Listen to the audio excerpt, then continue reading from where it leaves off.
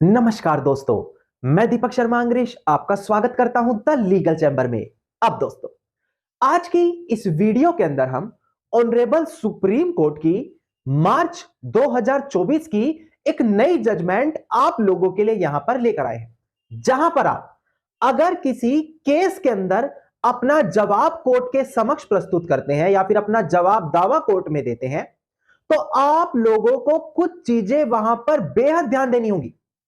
अगर ऐसा नहीं किया तो आप अपना जीता जिताया केस अपने हाथों से निकाल देंगे और उसके बाद सुप्रीम कोर्ट भी वहां पर आपकी कोई मदद नहीं कर पाएगा। अब दोस्तों, यह चीज मैं आपको आज रेलिवेंट जजमेंट के साथ क्लियर करके देने वाला हूं, यानी कि आज की वीडियो आप लोगों को बड़ी ध्यान से देखना अनिवार्य है। मैं उदाहरण के तौर पर भी आपको समझा दूं।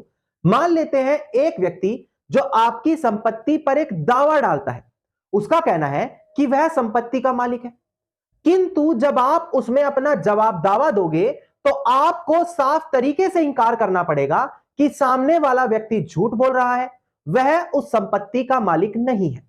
अब इन्हीं रिप्लाईज को लेकर कि किस तरीके से जवाब दिया जाए, यहां पर सुप्रीम कोर्ट ने एक बड़ी जजमेंट दी है, जो मैं आपको केस टाइटल और रेलिवेंट प्रोविजन के साथ क्लियर करने वाला हूं। अब दोस्तों, अगर आप लोगों को हमारी ये वीडियोस अच्छी लगती हैं, अगर आप लोगों को हमारी तरफ से किए गए एफर्ट अच्छे लगते हैं, तो मेरा आप लोगों से अनुरोध है, इस वीडियो को आप लाइक जरूर करें, ज्यादा से ज्यादा शेयर जरूर करें और अपना वैल्यूएबल कमेंट सेक्शन में जरूर लिखें। तो चलिए दोस्तों, अब आज की इस वीडियो को हम ज्यादा लंबा ना करते हुए आज की इस वीडियो को स्टार्ट करते हैं।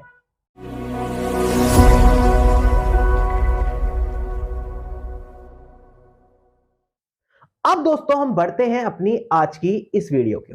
देखिएगा दोस्तों, देखिएगा यहां पर ऑर्डर 8 रूल 3 एंड 5 और सीपीसी कहता है कि अगर आप वहां पर कोर्ट के अंदर अपना जवाब दावा यानी कि रिटन स्टेटमेंट फाइल कर रहे हैं, तो आपको किसी भी फैक्ट को साफ तरीके से इंकार करना होता है।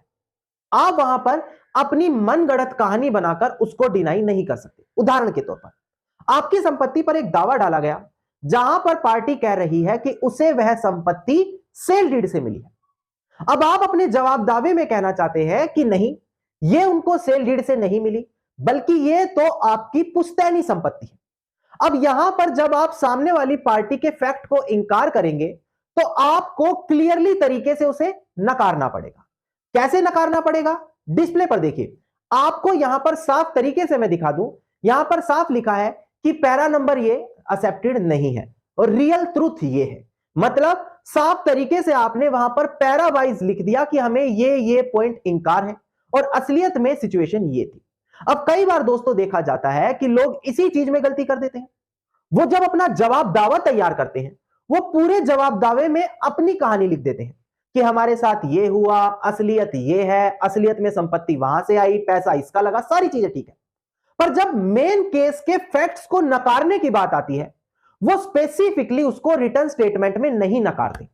और इसका इतना बड़ा खामियाजा होता है कि कोर्ट अगर आप उसे साफ तरीके से नहीं नकारेंगे, नहीं रिजेक्ट करेंगे, तो कोर्ट वहां पर उन फैक्ट्स को एडमिटेड मानेगा। एडमिटेड मानने का मतलब कोर्ट यह मान लेगा कि प्लेंटिफ ने जो दावा डाला है आपने उसको नकारा नहीं है, तो यहां पर आप उन चीजों को स्वीकार कर रहे हैं और फ्यूचर में जाकर भी आप उसे नकार नहीं पाएंगे। तो इसका मतलब रिटन स्टेटमेंट की शुरुआत में ही आप अपना केस हार जाएंगे। अब इस चीज को और बेहतर तरीके से समझने के लिए मैं एक रेलिवेंट जजमेंट आपको क्लियर करूं, क्योंकि यह बिल्कुल लेटेस्ट जजमेंट आई है जहां पर यही सेम चीज देखने को मिली। मैं केस के फैक्ट्स, प्रोविजन, रेलिवेंट जजमेंट, सारी चीजें अब यहां पर आपको क्लियर करके देने वाला हूं। अब बड़ी ध्यान से यहां पर आपको वीडियो देखनी होगी। सबसे पहले आप डिस्प्ले पर ध्यान दीजिएगा, आपको केस टाइटल यहां पर अब दिखाई देगा। ध्यान दीजिएगा दोस्तों, केस टाइटल था थंगम एंड अनदर, जो प्रेजेंट केस में अपीलियंट है, वर्सेस नवामणि अम्मल, जो प्रेजेंट केस में रिस्पोंडेंट है। इसका सिविल अपील नंबर है 8935 ऑफ 2011 और सबसे बड़ी बात, डेट ऑफ जजमेंट है 4 मार्च साल 2024। तो इसी चीज से आप अंदाजा लगा सकते हैं कि हर लेटेस्ट इंपॉर्टेंट जजमेंट यहां पर आप लोगों के लिए लेकर लाई जा रही है। अब केस के फैक्ट समझिएगा। प्रेजेंट केस में प्लेंटिफ ने कोर्ट में दावा डाला है। प्लेंटिफ का कहना है कि यह पर्टिकुलर संपत्ति पर मेरा अधिकार होना चाहिए, क्योंकि विल वसीयत के माध्यम से मुझे यह संपत्ति दी गई है। प्लेंटिव ने बेसिकली यहां पर विल वसीयत का बेनिफिट लेते हुए संपत्ति पर अपना नाम चढ़वाने के लिए यह डिक्लेरेशन का दावा डाल दिया। अब इसी बीच जब यहां पर डिफेंडेंट ने रिप्लाई दिया तो डिफेंडेंट ने क्या कहा? डिफेंडेंट का कहना है कि यह जो वसीयत है वसीयतकर्ता बना ही नहीं सकता था। डिफेंडेंट का कहना है कि जिस समय यह वसीयत बनाई गई उस समय वसीयतकर्ता बेहद बीमार था। तो ऐसी स्थिति में यही माना जाना चाहिए कि डिफेंडेंट की जो ये क्लेम है वो बिल्कुल जेन्युइन है और वसीयतकर्ता ने ये वसीयत अपने मन से तैयार की ही नहीं। पर यहां से समझिएगा, अब यहां से आपको जानना होगा कि क्या गलती आपको नहीं करनी। डिफेंडेंट ने यहां पर एक कमी कर दी। डिफेंडेंट ने क्या करा, जब यहां पर प्लेंटिफ के उस प्लेंट की जवाब देने का समय आया तो प्लेंटिफ ने प्रेयर के अंदर 7 पर्टिकुलर चीजें लिखी थी। मतलब प्लेंटिफ ने 7 रिलीफ कोर्ट से मांगे थे। डिफेंडेंट ने क्या किया? डिफेंडेंट ने उन चीजों को नकारा नहीं, डिफेंडेंट ने उन चीजों को मना नहीं किया। तो कोर्ट ने यहां पर यही कंसीडर कर लिया कि डिफेंडेंट अगर उन चीजों को मना नहीं कर रहा तो यही माना जाएगा, क्या माना जाएगा? कि डिफेंडेंट उन चीजों को स्वीकार कर रहा है। अगर डिफेंडेंट उन चीजों को स्वीकार करता है तो बड़ी इंपॉर्टेंट जजमेंट है जहां पर यही बोला जाता है कि अगर फैक्ट को एक्सेप्ट कर लिया तो उसको प्रूव्ड ही माना जाएगा। मतलब यह माना जाएगा कि हां वो चीज ऑलरेडी साबित हो चुकी है। तो डिफेंडेंट के साथ यही गलती हुई, उनकी ड्राफ्टिंग अच्छे से नहीं हुई, तो इसी वजह से उनके फैक्ट्स को एक्सेप्टेड माना गया। अब यहां पर ट्रायल कोर्ट ने क्या करा, प्लेंटिव के पक्ष में फैसला सुना दिया सिर्फ डिफेंडेंट की रिटन स्टेटमेंट की गलती से। अब डिफेंडेंट इस चीज से परेशान होकर अपीलियंट कोर्ट के सामने गया। अपीलियंट कोर्ट ने डिफेंडेंट की गलती का एहसास करते हुए डिफेंडेंट के पक्ष में, अपीलियंट के पक्ष में फैसला दे दिया। पर अब यह मैटर दोबारा अपील होकर ऑनरेबल हाई कोर्ट के सामने पहुंचा और ऑनरेबल हाई कोर्ट ने ट्रायल कोर्ट का फैसला सही ठहराया, क्योंकि प्लेंटिफ ने यहां पर अपना दावा डाल दिया पर डिफेंडेंट ने अपने जवाब दावे में उन चीजों को नकारा नहीं जो फैक्ट सच्चे नहीं थे। अब यहां पर हाई कोर्ट ने दोबारा से ट्रायल कोर्ट का फैसला सही ठहराते हुए प्लेंटिफ के पक्ष में फैसला दे दिया। नाउ दोस्तों, अब यह मैटर ऑनरेबल सुप्रीम कोर्ट के सामने आया है। ऑनरेबल सुप्रीम कोर्ट के सामने यही क्वेश्चन आ रहे हैं कि अगर किसी जवाब दावे में, रिटन स्टेटमेंट में किसी चीज को साफ तरीके से नहीं नकारा जाता, मना किया जाता, तो क्या यही मान लिया जाएगा कि रिटन स्टेटमेंट में उन्होंने उस चीज को स्वीकार कर लिया? और अगर उस चीज को स्वीकार कर लिया तो क्या इसको आगे और प्रूव करने की जरूरत नहीं है, वहीं से उन चीजों का समापन मान लिया जाए? अब देखिए दोस्तों, यहां पर ऑनरेबल सुप्रीम कोर्ट ने ऑर्डर 8, रूल 3 एंड रूल 5 का रेफरेंस दिया। यह मैं डिस्प्ले पर दिखाकर आपको समझा दूं ताकि एक एक पॉइंट आपको साफ तरीके से क्लियर हो कि इस जजमेंट में आखिरकार कहा क्या गया था। ध्यान दीजिएगा दोस्तों डिस्प्ले पर।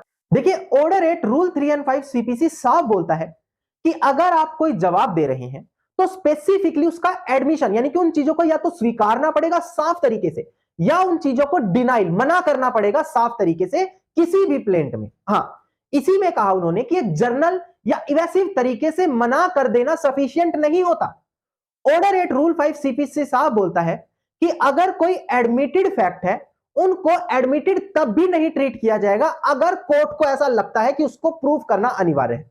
पर अगर ऐसा नहीं है तो जर्नल रूल हमेशा यही कहेंगे कि अगर किसी फैक्ट को वहां पर एडमिटेड कर दिया तो वो उसका फाइनल मैटर है और उसके बाद उसको फर्दर प्रूव करने की जरूरत नहीं है। सरल भाषा में समझिएगा, लीगल लैंग्वेज में कंफ्यूज मत होइएगा। जैसे प्रेजेंट केस में एक व्यक्ति बोल रहा है कि विल वसीयत के माध्यम से मुझे संपत्ति मिली है और वहीं दूसरा व्यक्ति साफ तरीके से इंकार नहीं करेगा कि विल वसीयत तो हो ही नहीं सकती, हमारी पैतृक संपत्ति है। वो केवल अपनी कहानी लिख रहा है, मेरे परदादा ने खरीदी, यहां से आई, उनको मिली, ऐसे मिली, वो तो उसने अपनी स्टोरी लिख दी, बहुत अच्छी चीज है।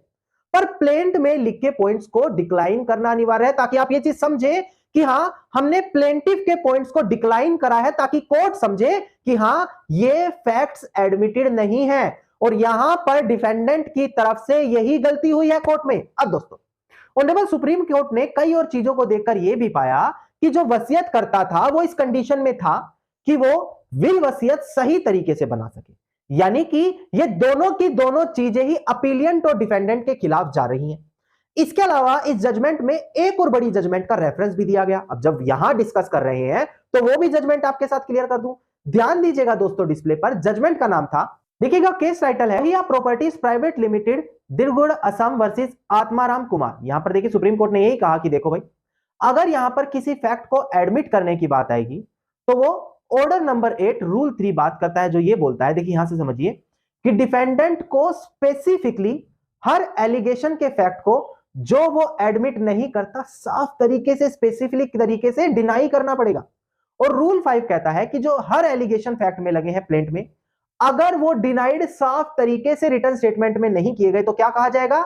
शैल be taken to be admitted by the defendant. वहां पर यही माना जाएगा कि वो चीज डिफेंडेंट की तरफ से स्वीकार कर ली है। और यहां पर एक जनरल रूल है कि अगर डिफेंडेंट कोई चीज स्वीकार कर लेता है तो प्लेंटिफ को उस चीज से एविडेंस भी नहीं कोर्ट में देने पड़ते। मतलब जो चीज ऑलरेडी स्वीकार कर ली गई है उसको आगे कोर्ट में स्वीकार होने के बाद साबित करना भी जरूरी नहीं है। तो यानी कि सिर्फ एक रिटर्न स्टेटमेंट में यह गलती करके पूरा का पूरा केस अपने खिलाफ यहां पर करवा लिया गया। तो आप यहां पर ध्यान दीजिएगा, जो ऑनरेबल सुप्रीम कोर्ट ने भी इस जजमेंट में कहा, order 8, rule 3, rule 5, return statement में क्या करना है? जो भी प्लेंटिफ ने वहां पर क्या किया है, अपने प्लेंट में दावा किया है, उनको स्पेसिफिकली तरीके से डिनाई करो कि नहीं, हमें पैराग्राफ 1 एडमिटेड नहीं है, हमें पैराग्राफ 2 एडमिटेड नहीं है। उसके बाद लिखो कि एक्चुअल फैक्ट क्या है, पैराग्राफ 1 में झूठ लिखा गया है। यह सही तरीका होता है किसी भी रिटर्न स्टेटमेंट को कोर्ट में ड्राफ्ट करके दावा करने का।